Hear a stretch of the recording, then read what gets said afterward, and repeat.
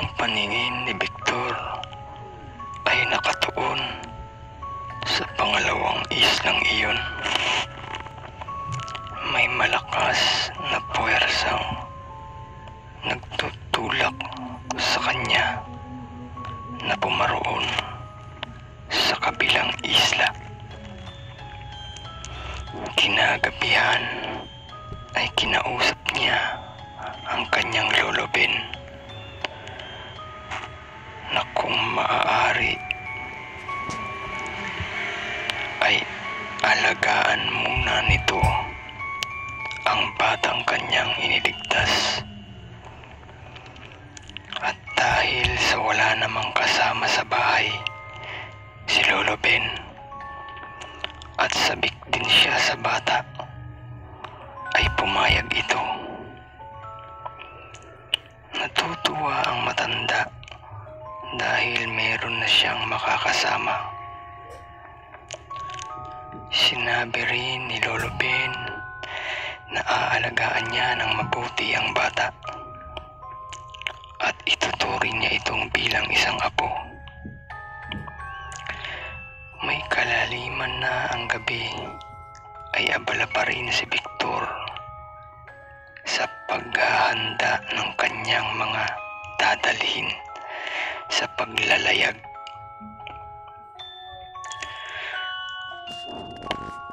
Nagpausok si Victor ng insenso sa likod bahay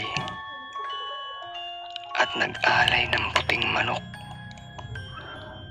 upang makausap ang kanyang mga kaibigan. Maya-maya pa ay may lumitaw ng puting duwende, isang kapre, isang tikbalang at engkanto.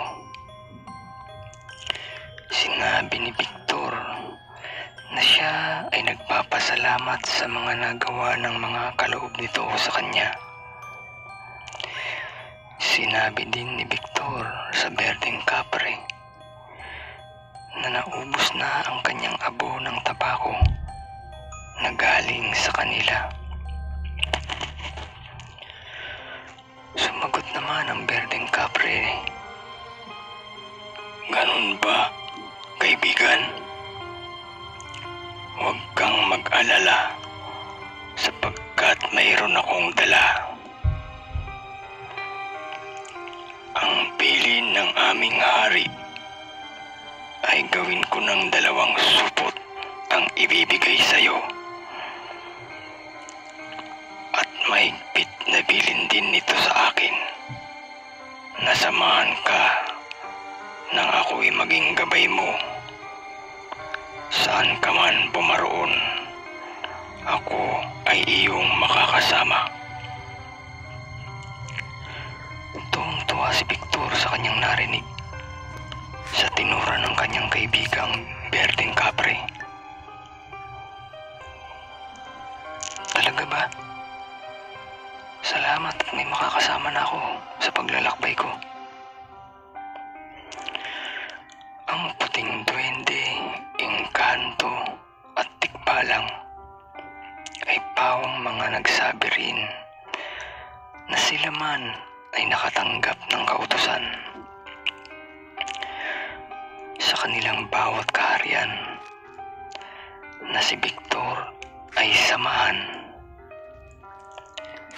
Sila ay naatasang maging gabay nito. Ang bawat kaharian ng mga puting engkanto at nasa panig ng liwanag ay nagpulong, nag-usap upang mapagkaisahang pasamahan si Victor. Batid nilang lahat na kakailanganin ni Victor ang lahat ng tulong na maibibigay nila para ito ay magtagumpay sa bawat misyon na kanyang gagawin. Kinaumagahan, madilim pa lang ay nasa laot na si Victor. Hindi na siya nagpaalam pa sa bata. Si Lolo Ben na lamang ang bahalang magpaliwanag dito. Tutungo siya sa ikalawang isla. Base sa ginawa nilang plano ng kanyang Lolo Mario. May araw na nang nakatapak ang mga paa ni Victor sa nasabing isla. Sa dulong bahagi siya dumaong kung saan tago at walang mga taong nakatira rito. Maingat niyang itinali ang kanyang bangka sa isang puno ng bakawan. Sinigurado niyang mahigpit ang pagkakatali nito upang kung mag-high tide naman at lumakas ang alon, ay di ito anurin papalayo. Maingat siyang lumabas. May dala siyang isang tali na mga isda na kunwari ay kanyang mga huli. Kasama to sa pagpapanggap ni Victor nang di siya mapaghinalaan. Nagtakip din siya ng itim na bonnet na tanging kanyang mga mata lamang ang nakalitaw. Idagdag pa ang pananamit niyang amoy isda at malansa. Walang dudang mapagkakamalan siyang mangingisda. Hanggang sa kanyang paglalakad-lakad sa may di kalayuan, ay may natanaw siyang bahay kubo. Lumapit siya rito at nagtao po. Tao po. Tao po. Magandang umaga po. Maaari po bang makiinom? Ang may kalakasang pagtawag ni Victor. Narinig niyang may sumigaw. Boses ng isang matandang babae na ang wika ay,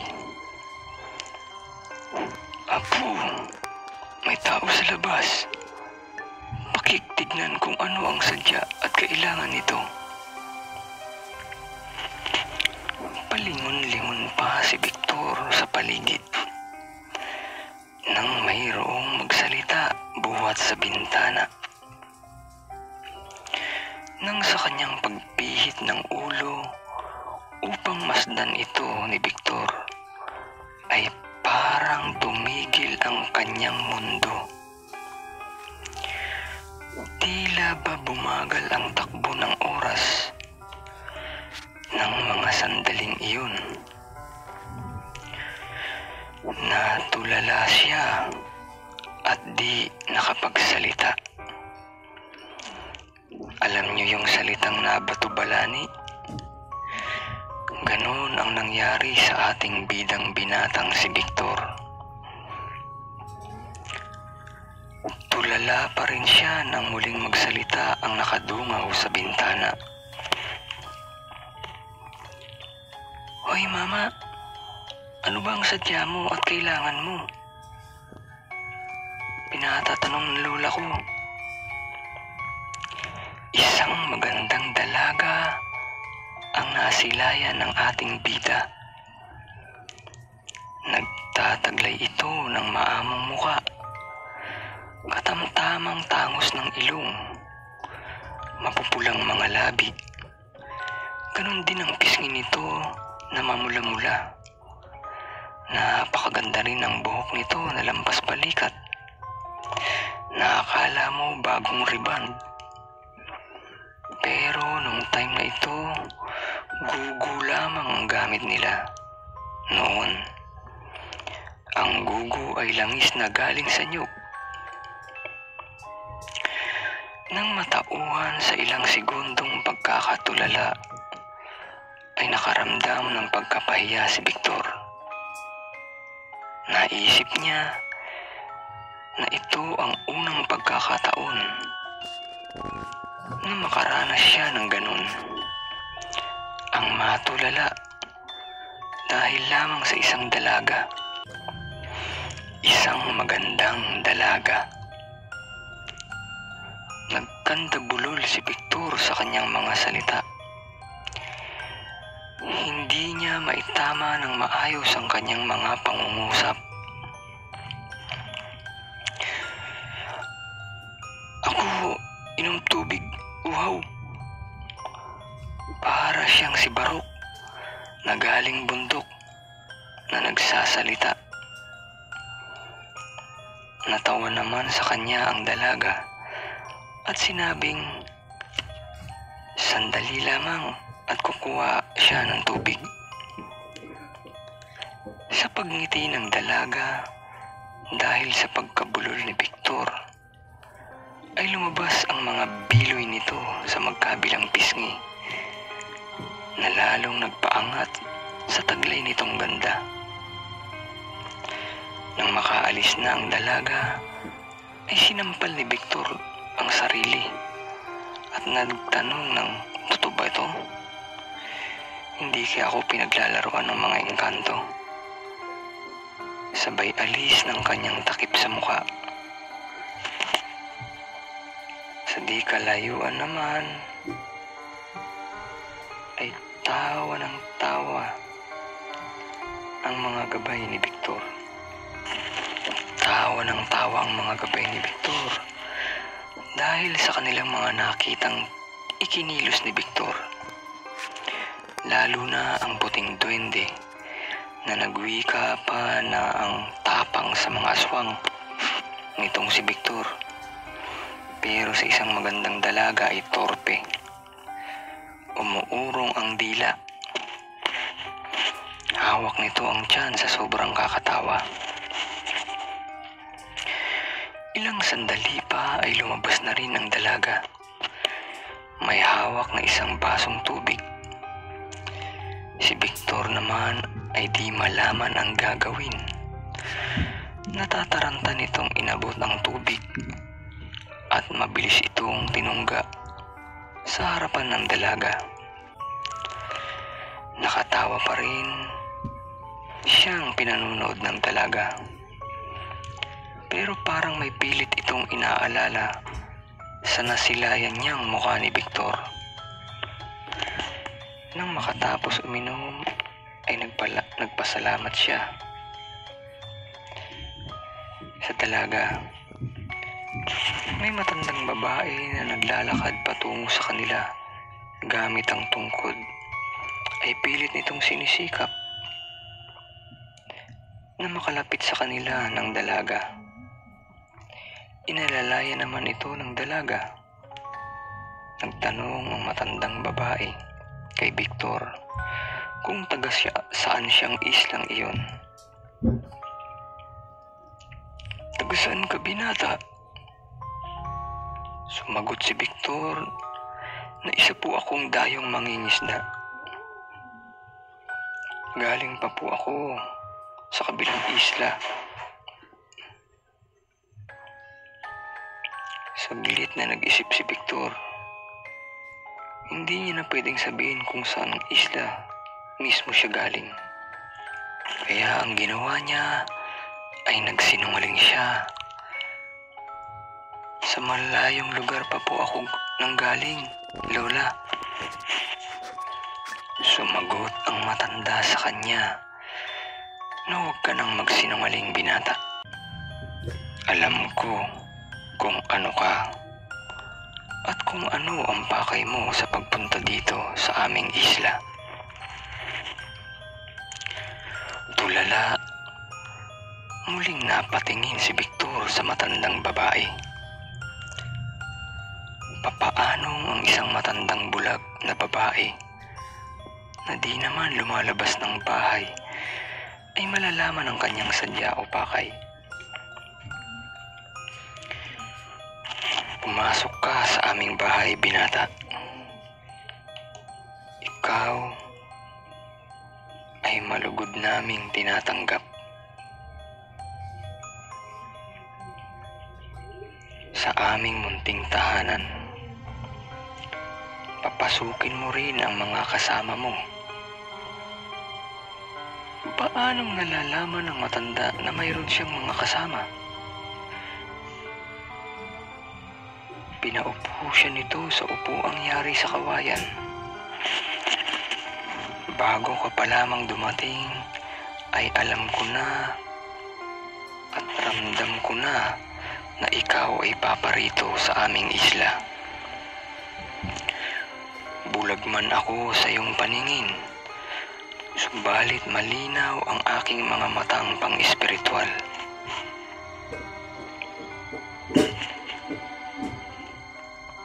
Ako ang nagpapunta sa iyo dito, binata. Bago ko makalimutan, ako si Celia, ang dati at kauli-hulihang babaylan na puti dito sa isla. Ito naman ang aking apo na si Mayumi. Sa pagkakataong iyon ay nagtama ang kanilang mga mata. Namula palalo ang pisngi ng dalaga. Si Victor naman ay ganon din. Nung iabot ni Mayumi ang kanyang palad para kamayan si Victor, ay nagpakilala na rin ang binata na may halong nerbiyos. Ako po si Victor, anak ni Miguel, na apo ni Mario. Nagdikit ang kanilang mga palad. Bigla,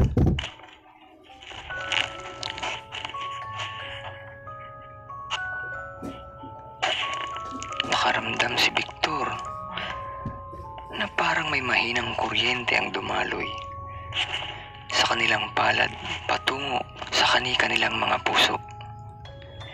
Kinilig ang dalawa.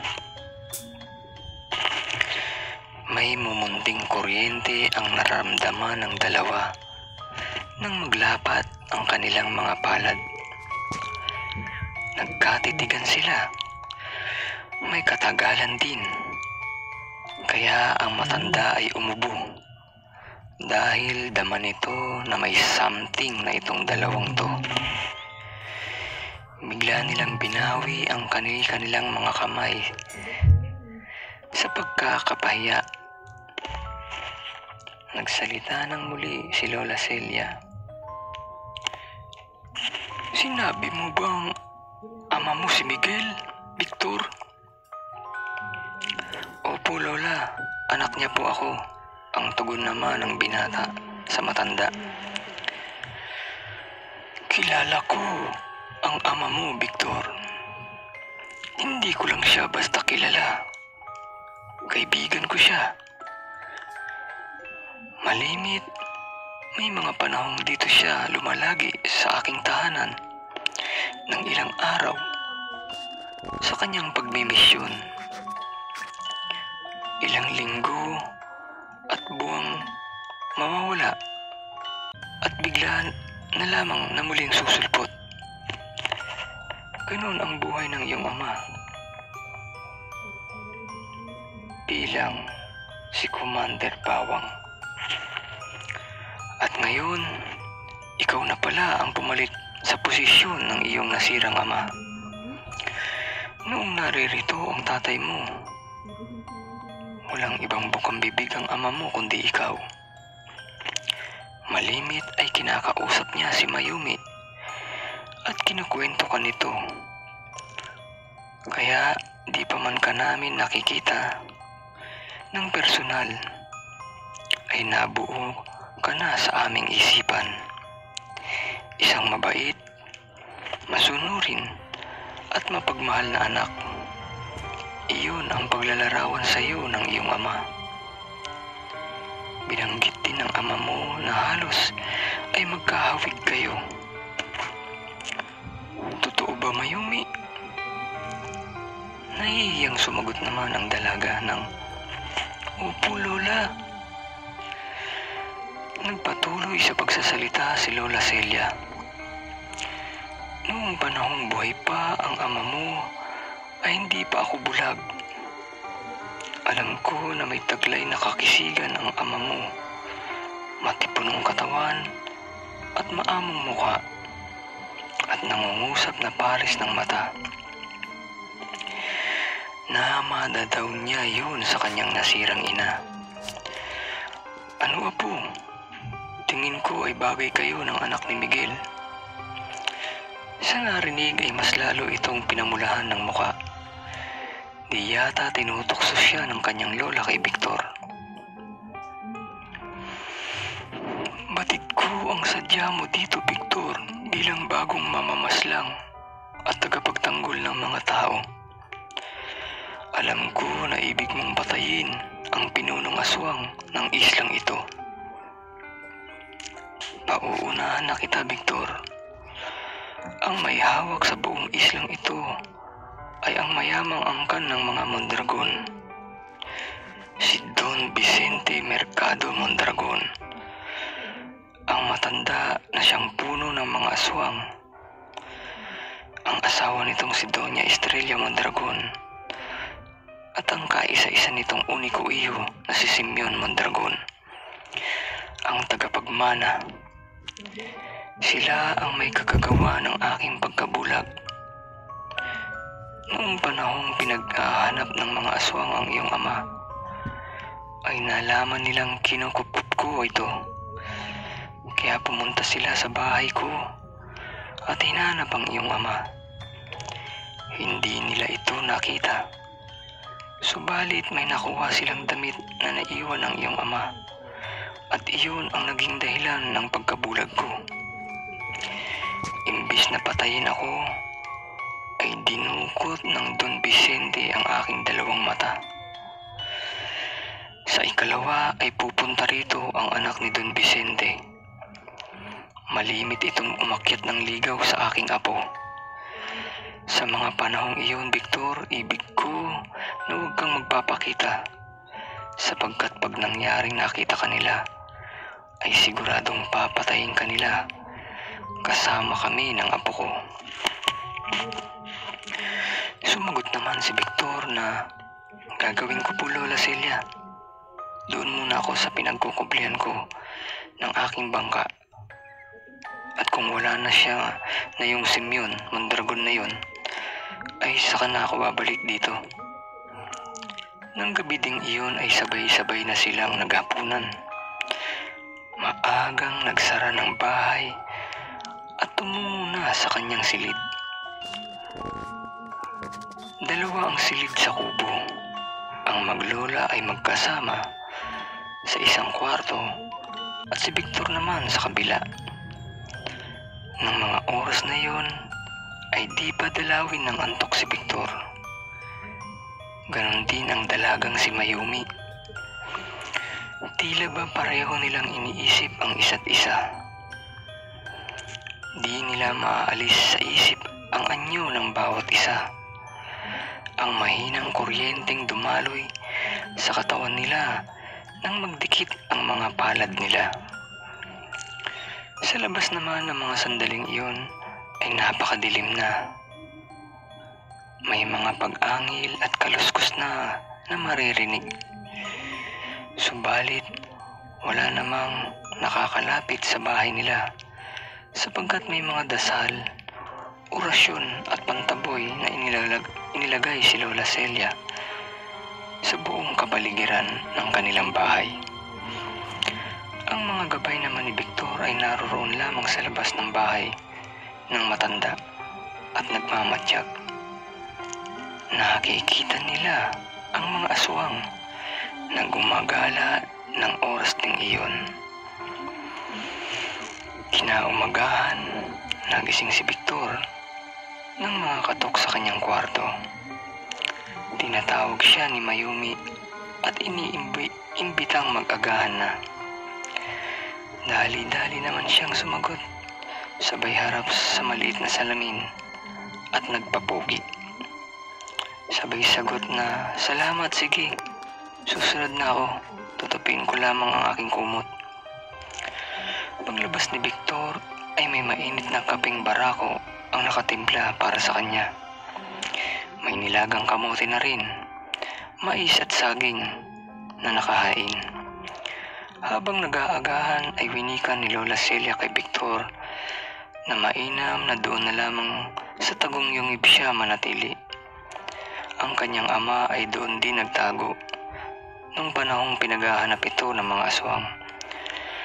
At upang makaiwas na rin sa mga taong maaaring makakita sa kanya, baka ito pa kasi ang maging dahilan ng ikakapahamak ng maglola.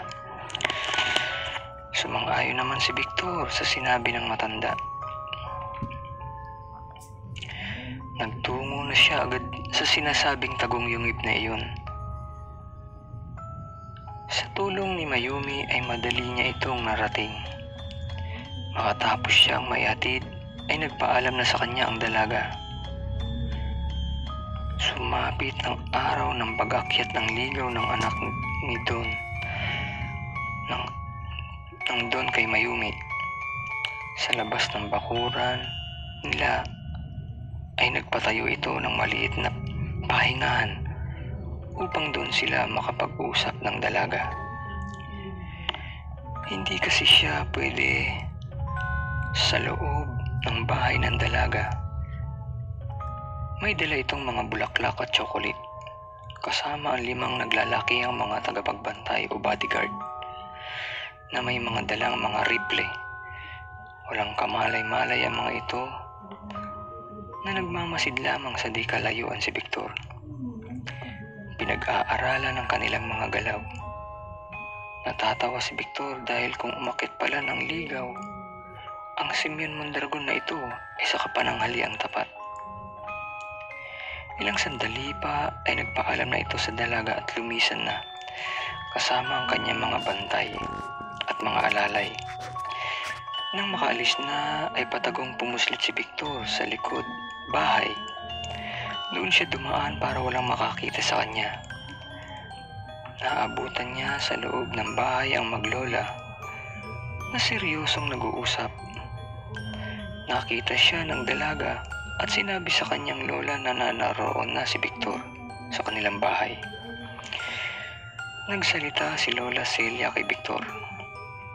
Victor, maaari ba na mailayo mo ang aking apo sa islang ito sa lalong madaling panahon? Takang nagtanong si Victor sa matanda na, bakit po Lola Celia? May problema po ba? Meron, Victor. Ibig ng Simeon na iyon.